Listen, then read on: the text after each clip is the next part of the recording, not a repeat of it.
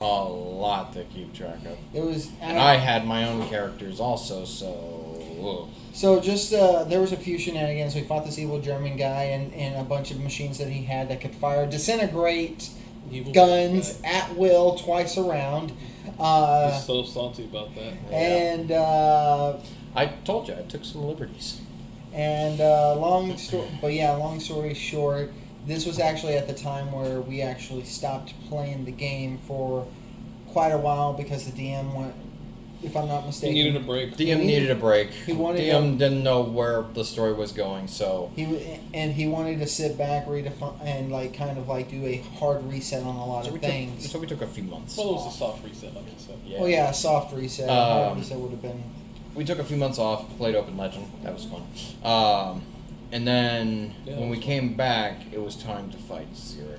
This is actually when we came back as a physical group. Yes. Right? This was back when quarantine was lifted. We had all gotten vaccinated, and it was back to in-person sessions. They were about to fight Zurich, but unbeknownst to them, Zurich had managed to pull a card from their inventory. From Mahalia. From Mahalia. The card that she pulled from the deck of many things. But, real quick, Jet, our bard, did manage to inherit the Celestial Sword, the Dreamscape, by mercifully killing the woman who originally possessed Fun it. fact, it came down to either Jet or Varys. They were both born in the same year. Varys didn't want to become a god because apparently when you get the Celestial Sword, and if you kill the god, you replace that god and become that god. Yep. Varys didn't want to become the god of knowledge. He didn't want anything to do with that bullshit. So he said Jet, he trusted Jet. Oh, fun fact. The thing we should have touched on this in Talbaria. So Jet, being Jet, who was very cunning and sneaky, while Varys was in the throes of passion with a woman he hooked up with at the celebration party after they saved Talbaria, Jet went invisible, snuck into Varys' room, and Varys had a journal that he kept track of everything. That's my excuse for taking notes in the game as best as I can. So, he had something in his mind that kind of fucked with his memory, and the journal was supposed to help him keep up. We'll I like to put things in Varys' mind. Apparently Varys got fucked with a lot. I did. Actually, Trunks got fucked with a lot. So, while Varys is getting it on with this girl, Jet sneaks in there and takes the journal. Well, they're busy. They don't know what's going on because I failed the perception. And he writes in there that he is... Jet is Varys' best friend. Jet is Varys' best friend. And so at this point, the thing inside Varys' mind would eat his memories. So he was losing his memories of the past. So when he would read the journal, he would always read everything that happened. It had to be, whoa, this is what happened this day, yesterday, this is what we did, this is where we're going. Kind of like that. Have you ever seen the movie Momentum? Think like that. 51st Dates, another good one, yeah. 51st Dates, Memento, yeah. Movies like that. That's what the journal was for. So at that point, when Varys would read it, it would literally be, hey, Jet's my best friend. Yeah, I gotta trust this guy. By the way, Jet also mimicked Varys' handwriting He did. perfectly. So Perfectly. That's also why Varys believed every word of it. Yep. And then when he found out what was in his head, it was a scythipede, right? Right. It was a scythipede. Like a big ass fucking worm. Yeah, giant centipede that was created by mind flayers to wrapped around the brain. Basically serve as Zurich's telepathic link to anybody in the world, just about. And eats their memories. And it eats their memories. As information. That's why he was Zurich the God Mind. He knew everything. That one's mine. I created that one. He did. So when Varys actually realized how big this centipede was, what did he do? The most extreme thing that you could do, if you can't remove it. He went up to Trunks and he said, Trunks, you can revive me, right? You can bring me back if I die? Trunks, being the awesome guy that he was and the good friend of Varys. Yeah, sure. Yeah, man, I can do that, no problem. So Varys walked away from the party on a beach, lovely scenery, by the way, and he drew a bomb, put it right in front of his fucking face, and set it off, and killed himself. Killed the Scythipede, too. Killed the Scythipede. So then Trunks brought him back, and good as new. I mean, yeah, Trunks had a minor freak out because he didn't tell him that was going to happen. Nope. Yeah. So Varys it's is just kind of like, crazy. Not Oh, and one thing to note about his game, there's a 3 resurrection limit. right. You You can only be brought back. No, Twice. You can die 3 times. You Yeah. can be brought back twice. Yeah. Then the soul's too When you weak. die, when you die the 3rd time, the bond between the body and the soul is too withered at that point. So It's his way of like making it to where he basically took out material components in the game. So there's no basically about it. I did flat out take away material components. yeah, because so this is like his way of limiting the as- amount of resurrections. as starter within the DM, I tried to make things a little more simplified, and it's been fun. That's the only thing. Let's that's just important. say this: greater resurrection, like without having to pay the material components, is pretty great. Which is Our why restoration. which is why I implemented the 2 times you can be brought back 2 times thing, and that's it. And that applies to not just player characters but NPCs as well. It's a law of the world. Right. Yep, it's a law. It is canonically a law. That was number 1 for Varys. Yeah. Oh boy, what a way to start. Actually, that was number 2 for Varys. You got killed by tree people. Oh yeah, you did get killed by tree Three people. people? Yeah, by the trees in top area. Remember when we? Oh. Yeah. Yeah, that was the final battle. Yeah. No. You got, Oh no. No, you got killed in the forest where we met the giant elephant Oh guy. right. Yeah, but the spiders. No, not by the spiders. By You the sure?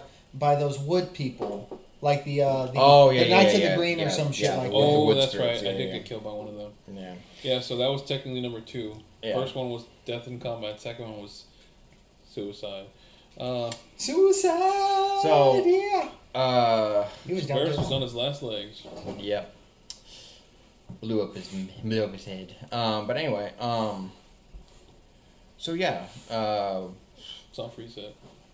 Oh, yeah, yeah. the soft reset. Boy, we got off on a real big tangent there. Well, like I said, there It's was okay. a lot to cover, and it's easy yeah. to gloss over things. Yeah, it is.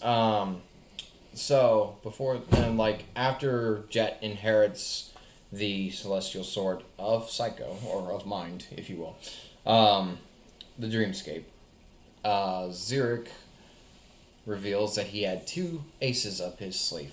The first was a wish spell. He didn't say what he wished for, but he definitely used the wish spell before they got to him. The second was the Comet card from the deck of many things pulled from Mahalia's inventory. That was a fake card.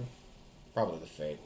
It's basically where you can. It's change the one them that all. allows you to change One change an major event, any event, as if it didn't happen. Now the cool thing about this version of the deck of many things is that it doesn't specify anything in terms of like what type of event you can get rid of.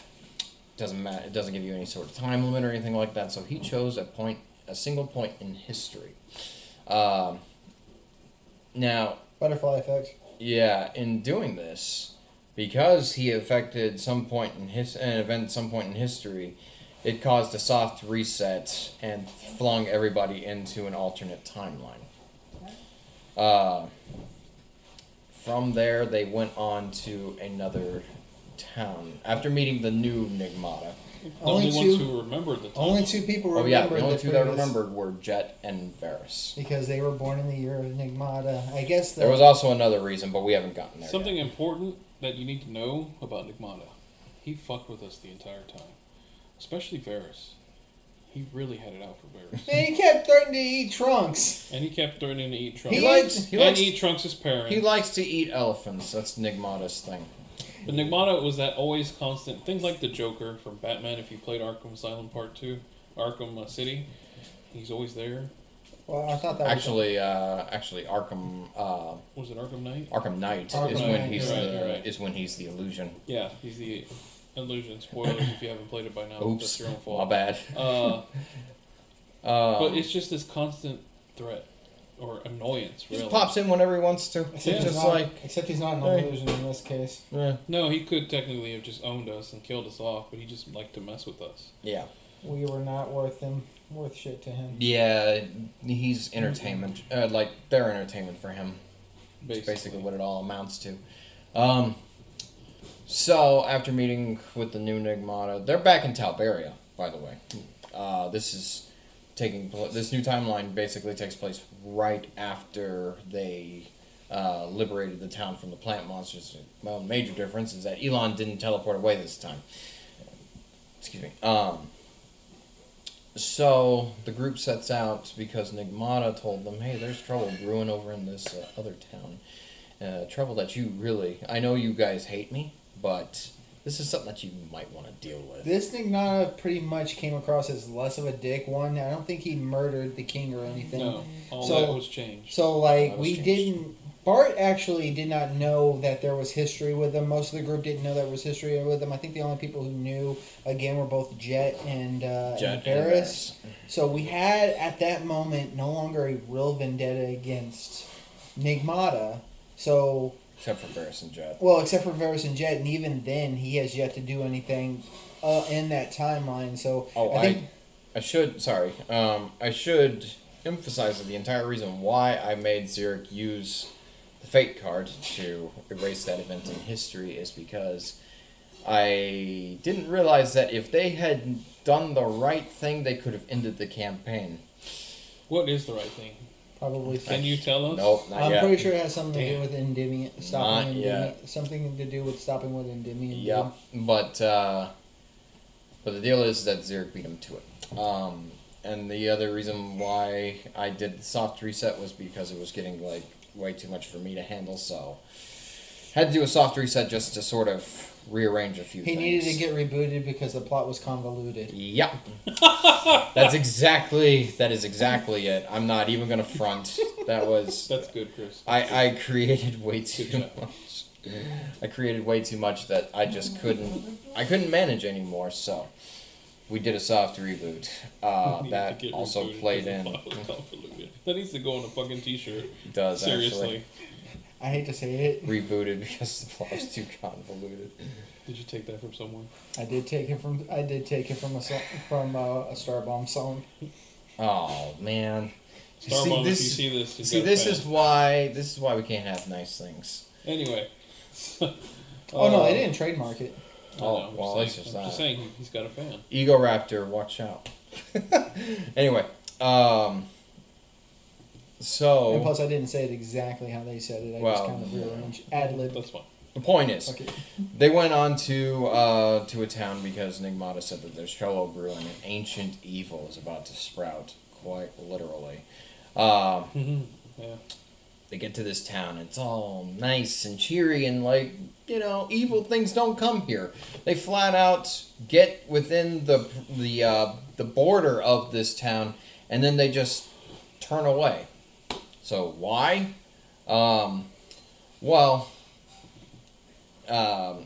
Narratively speaking, or as far as the DM knows that these guys don't, it's because there is a greater evil that resides within. One that even the most evil of creatures are terrified of. Basically, evil creatures could sense his presence, but us normal folks, Couldn't really. like, I think there were certain things that went on that, like, we kind of sort of were able to figure out what was going on, like a detect Yeah. magic or detect good. It was a lot of detect magic. Some of us had also changed our class or archetypes at this point. Yeah, the I group think by this point we were level 16. it was like 15, 16. One of No, Yeah, it was like level 15 or 16, 15 or when 16, we came yeah. back finally. yeah, one of those. In person. Yep. Mahalia was no longer a druid, she was a paladin. Yeah. Yeah. There were a few changes to the party, like in terms of classes. Bart not- wasn't so not much of an members. asshole. Yeah. By the way, at one point after we're done explaining this, we should do like a point by point video where each of us explains our character, their history, and their backstory. Yeah. Oh, Yeah. that'd be interesting. We could have Sean Yeah. and Laura do it if they too, Sure. and Vincent Cannon. Anyway, so they get to this town and everything seems all hunky dory. Everything's fine. But as it turns out, it is slowly but surely its inhabitants being corrupted by an ancient evil named Feynman. This one was another one of my creations. Basically, it was a creature. Well, they find out through a little bit of exploration that this town used to be a fairy village long, long, long ago. Now, way back when, humans couldn't really use magic. So, their solution was to try and find ways in which they could use magic in order to survive all the monsters in the world, especially dragons. Yeah. We did a really, really damn good job figuring that shit out. Yeah, it was just a terrible way of doing it. Some humans found out, I didn't really specify as to exactly how, but there were some depraved lunatics that found out that they could learn magic, or they can eventually learn to harness magic by eating fairies. Yum yum. Yeah. We Attack on Titan that shit. We Attack on Titan that shit. When humans eat fairies, they inherit magical properties which allowed them to learn spellcraft, etc., etc.